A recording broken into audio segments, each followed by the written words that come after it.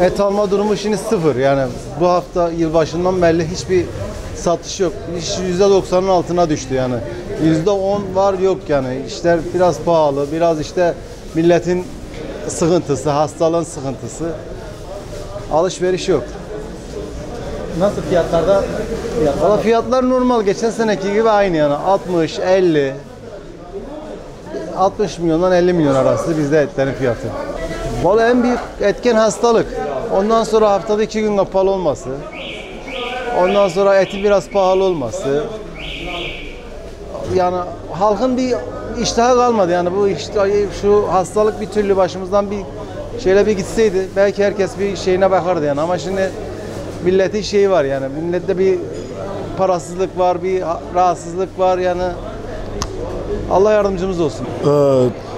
İşlerimiz de işte bu koronadan dolayı fazla bir alışveriş hani haliyle düşüklük var yani. Hafta sonları yani açığız ama müşteriler yani gelmiyor. Belli yerlere gidiyor. Yakın yerlerden aldığı için, marketler açık olduğu için burada işlerimiz düşük.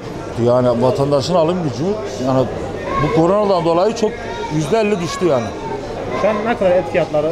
Et fiyatları 50 ile 60 arası. Erkek et.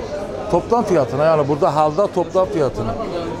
Perakende satışımız toplam da aynı, perakende de aynı. Valla şimdi şu anda bizim et fiyatlarımız daha artışta bir şey yok. Et fiyatlarımız orta yağlı et 55 liraya veriyor. Yağsız et 65 liraya veriyor. Kemikli et 50 lira. Fazla bir artış yok bizim burada. Bu pandemi davasında Perşembe, Cuma günleri güzel satışlar oluyor. Cumartesi, Pazar biraz durgun oluyor. Valla millet biraz darda, sıkıntı var yani. Millet biraz yani karttan falan uyduruyor ama gene de sıkıntı var. Millette sıkıntı var, alamıyorlar yani. Alım gücü azalıyor, günden güne azalıyor.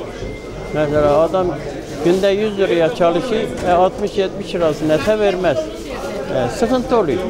Gene de çok şükür yani herkes alınca alıyor.